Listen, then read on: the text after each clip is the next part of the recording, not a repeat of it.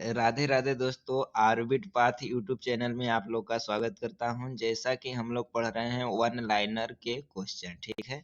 तो हम लोग पढ़ रहे हैं भारत का इतिहास, जिसमें हम लोग प्राचीन भारत को पढ़ रहे हैं। पहला चैप्टर जो है सिंधु या हड़प्पा सभ्यता हमने पढ़ लिया है, दूसरा वैदिक सभ्यता भी पढ़ लिया, और तीसरा बौद्ध धर्म जैन धर्म भी पढ़ लिया, महाजनपद काल भी पढ़ लिया और मौर्य काल भी पढ़ लिया।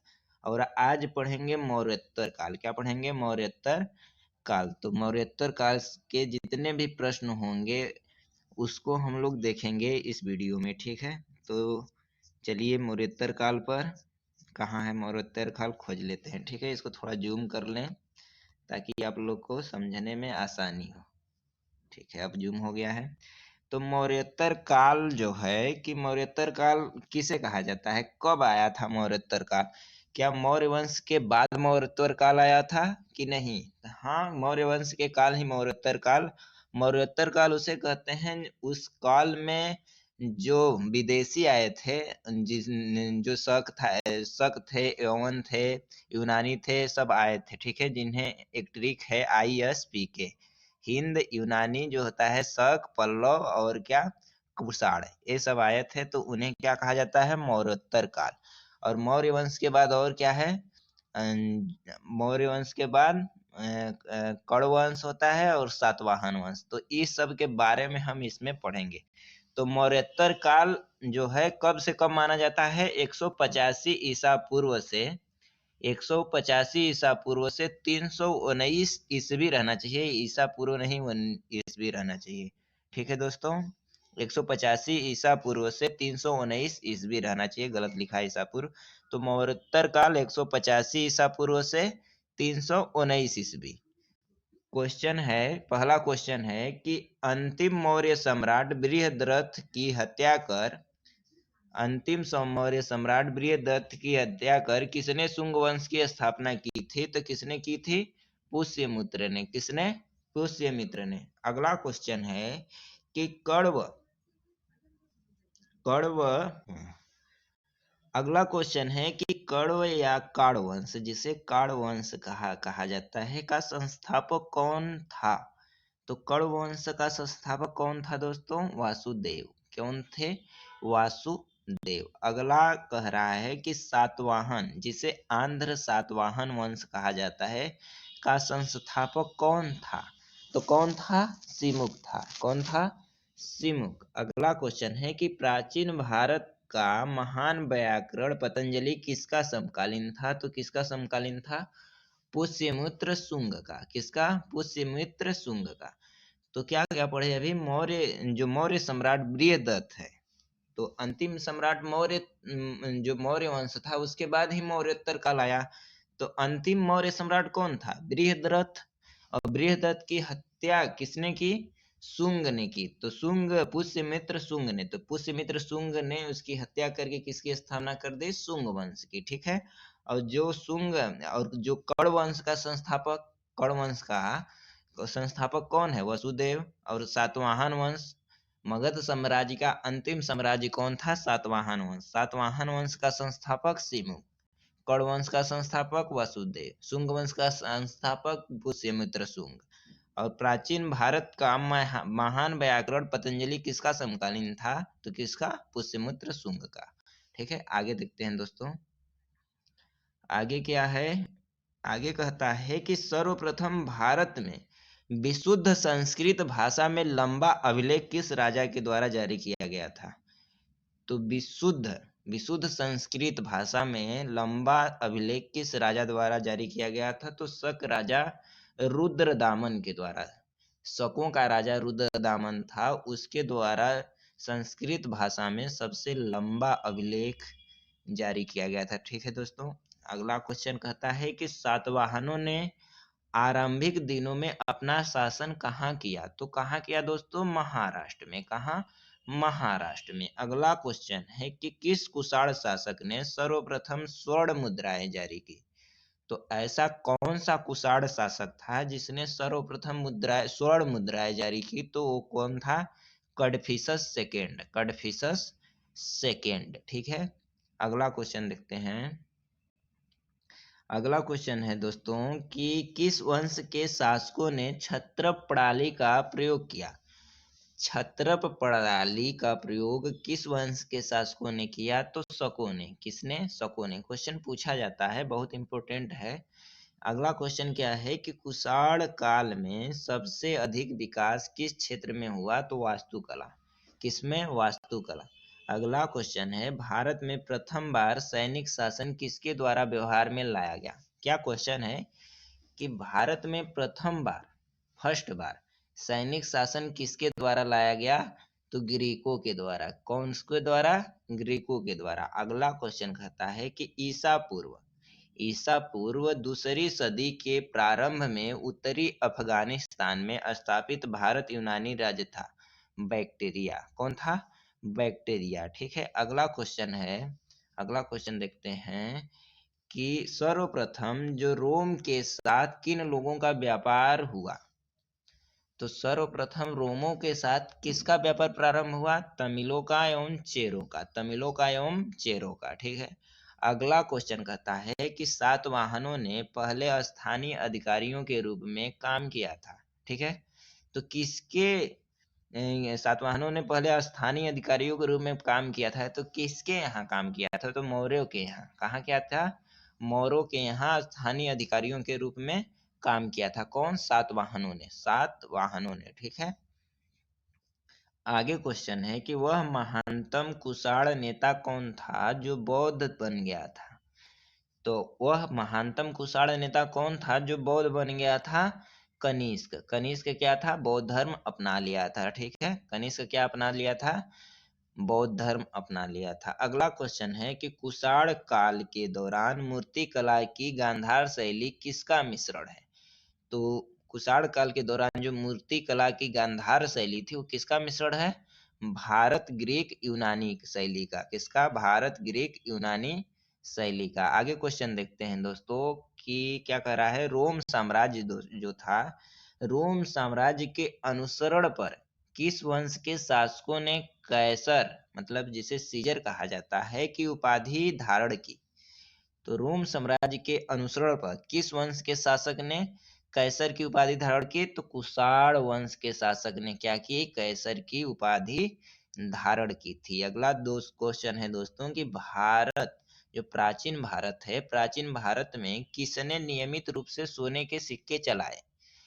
तो नियमित रूप से मतलब बहुत अधिक मात्रा में किसने सोने के सिक्के चलाए? कुषाणों ने। किसने? कुषाण ने। ठीक है। कुषाण वंश के शासकों ने नियमित रूप से सोने के सिक्के चलाए। अगला क्वेश्चन है कि मौर्यों के बाद दक्षिण भारत में सबसे प्रभावशाली राज्य था। तो मौर्यों के बाद सबसे प्रभावशाली शासक मतलब जिसका राज्य था वो कौन थे? सातवाहन। सातवाहनों का क्या था? दक्षिण भारत में सबसे प्रभावशाली राज्य था। ठीक है। अगला क्वेश्चन है कि बुद्ध की खड़ी प्रतिमा किस काल में बनाई गई। बुद्ध की कई तरह का प्रतिमा है, लेटी हुई, बैठी हुई, एक खड़ी। तो खड़ी प्रतिमा जो है बुद्ध की किस काल में बनाई गई, तो कुषाण काल में। किस काल में? कुषाण काल में। अगला क्वेश्चन कह रहा है शुंग वंश के बाद किस वंश ने भारत पर राज्य किया। तो शुंग वंश के बाद किस वंश ने भारत पर राज्य किया, तो कण वंश ने। कौन? कण वंश ने। ठीक है। आगे क्वेश्चन देखते हैं, आगे क्या कह रहा है कि किस चीनी जनरल ने कनिष्क को हराया था, तो पैन चाओ ने। पैन चाओ ने। ये क्वेश्चन बहुत नया है लेकिन इम्पोर्टेंट है, पूछा गया है। किसमें पूछा गया है? दिल्ली पुलिस में पूछा गया है। किसी चीनी जनरल ने कनिष्क को, किस चीनी जनरल ने कनिष्क को हराया था। तो कनिष्क को हराने वाला चीनी जनरल कौन था? पैन चाओ। पैन चाओ। ठीक है। अगला क्वेश्चन देखेंगे। अगला क्वेश्चन क्या कहता है दोस्तों, अरे दोस्तों कट गया, 1 मिनट। अगला क्वेश्चन कहता है, ठीक है, अगला क्वेश्चन कहता है कि उत्तरी उत्तरी तथा उत्तर पश्चिमी भारत में सर्वाधिक संख्या में तांबे के सिक्कों को जारी किया था। ठीक है। सर्वाधिक तांबे के सिक्कों को जारी कौन किया था? उत्तर पश्चिमी भारत में कुषाणों ने। किसने? कुषाणों ने। ठीक है। सबसे सर्वाधिक मात्रा में सोने के सिक्के कौन जारी किया? कुषाणों ने। और उत्तर पश्चिमी भारत में भी सर्वाधिक तांबे के सिक्के जारी कौन किया? कुषाणों ने। अगला क्वेश्चन है, विक्रम संवत किस कब से प्रारंभ माना जाता है? तो विक्रम संवत कब से प्रारंभ माना जाता है? 57 ईसा पूर्व। और इसको चालू करने वाला कौन था? कनिष्क था। कौन था? विक्रम संवत को कनिष्क। ठीक है। अगला क्वेश्चन है, सातवाहन शासकों की राजकीय भाषा क्या थी? तो क्या थी सातवाहन शासकों की राजकीय भाषा? प्राकृत थी। क्या थी? प्राकृत थी। आगे क्वेश्चन देखते हैं। आगे क्या है कि जो कला शैली भारतीय और ग्रीक यूनानी शैली का सम्मिश्रण है उसे कहते हैं। ठीक है। जो कला शैली भारतीय और ग्रीक या यूनानी शैली का सम्मिश्रण है उसे क्या कहते हैं? गांधार शैली कहते हैं। क्या कहते हैं? गांधार शैली। कौन किसका किसका मिश्रण है? भारतीय और ग्रीक या जिसे यूनानी कहते हैं उसका मिश्रण है। अगला क्वेश्चन है कि कनिष्क की राजधानी कहाँ थी? क्वेश्चन पूछा जाता है, इंपोर्टेंट भी लगा सकते हो। कहाँ कनिष्क की राजधानी कहाँ है? पुरुषपुर। कहाँ है? पुरुषपुर। अगला क्वेश्चन है, पुरुषपुर का दूसरा नाम क्या है? तो पुरुषपुर का दूसरा नाम क्या है? पेशावर। अगला क्वेश्चन है कि चरक किसके राज चिकित्सक थे? महान चरक जो चिकित्सक के रूप में महान व्यक्ति के रूप में जाने जाते हैं वो किसके शासनकाल में थे? तो कनिष्क के। किसके? कनिष्क के। कनिष्क के। ठीक है। चरक किसके राज चिकित्सक थे? कनिष्क के। ठीक है। अगला क्वेश्चन कर रहा है, तक्षशिला के प्रसिद्ध स्थल होने का क्या कारण था? तो तक्षशिला के प्रसिद्ध स्थल होने का क्या कारण था? गंधार कला। क्या? गंधार कला। तक्षशिला के प्रसिद्ध स्थल होने का क्या कारण था? गंधार कला। वहां पर गंधार कला विकसित थी इसलिए वह प्रसिद्ध था। अगला क्वेश्चन है कि भारत में सर्वप्रथम स्वर्ण मुद्राएं किसने चलाई थी? तो भारत में स्वर्ण मुद्राएं जो सर्वप्रथम चलाई थी वह कौन था? Indo Bactrian. कौन था? Indo Bactrian. याद रखना, सर्वप्रथम स्वर्ण मुद्राएं चलाने वाला इंडो बैक्टीरियन। और सर्वाधिक सोने के सिक्के चलाने वाला कुषाण। कौन? कुषाण। अगला क्वेश्चन है कि किस संग्रहालय में कुषाण कालीन मूर्तियों का संग्रह अधिक मात्रा में है? तो कौन सा ऐसा संग्रहालय है जिसमें कुषाण कालीन मूर्तियां सर्वाधिक हैं? तो कौन है? मथुरा संग्रहालय। कौन है दोस्तों? मथुरा संग्रहालय। अगला क्वेश्चन है, किस वंश के शासकों ने ब्राह्मणों एवं बौद्ध भिक्षुओं को कर मुक्त भूमि या गांव, जिसे भूमि अनुदान कहा जाता है, देने की प्रथा आरंभ की? तो ऐसा कौन सा शासक था जो ब्राह्मणों को, बौद्ध भिक्षुओं को कर मुक्त कर दिया तथा भूमि या गांव देने की प्रथा आरंभ की? तो सातवाहन। कौन थे? वो कौन से वंश के शासक थे? सातवाहन वंश के शासक थे। ब्राह्मण और बौद्ध भिक्षुओं को कर मुक्त कर दिया और उन्हें जो दान के रूप में क्या? भूमि और गांव दी। ठीक है। अगला क्वेश्चन कह रहा है कि भारतीय रंगमंच, जो भारतीय रंगमंच है में यवनिका, जिसे पर्दा कहा जाता है, का शुभारंभ किसने किया? तो यवनिका का शुभारंभ किसने किया? यूनानियों ने। किसने किया? यूनानियों ने। ठीक है। अगला क्वेश्चन है कि भारतीयों के महान रेशम मार्ग, जिसे सिल्क रूट कहा जाता है, किसने प्रारंभ किया? तो भारतीयों के महान रेशम मार्ग जिन्हें सिल्क रूट कहा जाता है, किसने प्रारंभ किया? कनिष्क ने। किसने? कनिष्क ने। ठीक है। अगला क्वेश्चन है, शक संभवत का प्रारंभ किस सम्राट के शासनकाल में हुआ? 78 ईस्वी में। तो कनिष्क की। किसके? कनिष्क की। अगला क्वेश्चन है कि तक्षशिला विश्वविद्यालय स्थित है, कहाँ स्थित है तक्षशिला विश्वविद्यालय? भारत में स्थित है। भारत में कहाँ स्थित है? बिहार में। कहाँ? बिहार में। ठीक है। नहीं नहीं नहीं, सॉरी दोस्तों, तक्षशिला विश्वविद्यालय कहाँ स्थित है? पाकिस्तान के रावलपिंडी जिले में स्थित है। पाकिस्तान में स्थित है। इस समय भारत में तो नहीं होना चाहिए, इस समय पाकिस्तान में। गलत बद लिखा है। तो तक्षशिला विश्वविद्यालय स्थित था, बोल रहा है स्थित था, तो भारत में था लेकिन वर्तमान में कहाँ है? पाकिस्तान के रावलपिंडी जिले में स्थित है। ठीक है। जो चाणक्य थे, चरक आदि यहीं से शिक्षा प्राप्त की थी। अगला क्वेश्चन है कि प्राचीन काल में कलिंग का महान शासक कौन था?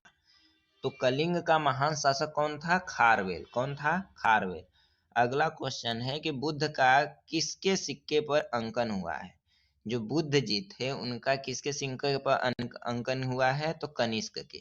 कनिष्क ने बुद्ध जो सिक्के चलाए उस पे बुद्ध के चित्र का अंकन किया है। अगला क्वेश्चन देखते हैं। अगला क्वेश्चन क्या है दोस्तों कि योद्धेय सिक्कों पर किस देवता की योद्धेय सिक्कों पर किस देवता का अंकन मिलता है? तो कार्तिकेय का। किसका? कार्तिकेय का। योद्धेय सिक्कों पर किस देवता का अंकन मिलता है? कार्तिकेय का। ठीक है। अगला क्वेश्चन है कनिष्क के सारनाथ बौद्ध प्रतिमा अभिलेख की तिथि क्या है? जो सारनाथ में कनिष्क ने बौद्ध प्रतिमा बनवाया था उसकी तिथि क्या है? 81 ईस्वी। 81 ईस्वी में बनवाया था। ठीक है। अगला क्वेश्चन है कि अश्वघोष किसका समकालीन था? अश्वघोष किसका समकालीन था? तो कनिष्क का। किसका? कनिष्क का। अगला क्वेश्चन है कि बाल विवाह की प्रथा प्रारंभ हुई कुषाण काल में। किस काल में? कुषाण काल में। बाल विवाह की प्रथा कुषाण काल में प्रारंभ हुई। अगला क्वेश्चन है जो कला शैली भारतीय और यूनानी आकृति का सम्मिश्रण है उसे कहते हैं, क्या कहते हैं? गांधार शैली।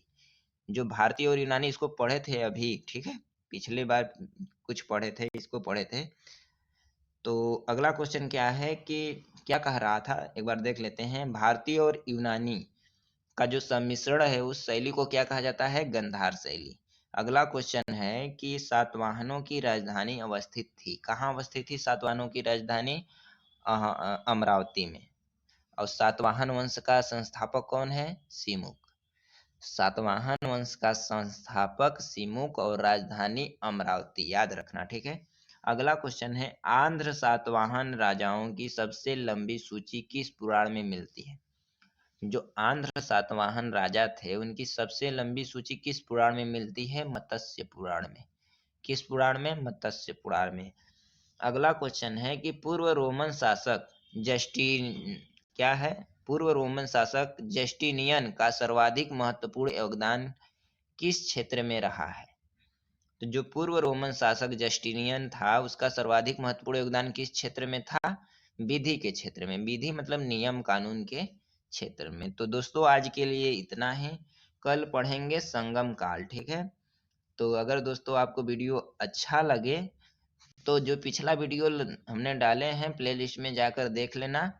वो आपके इसमें डिस्क्रिप्शन में डाल दिए हैं।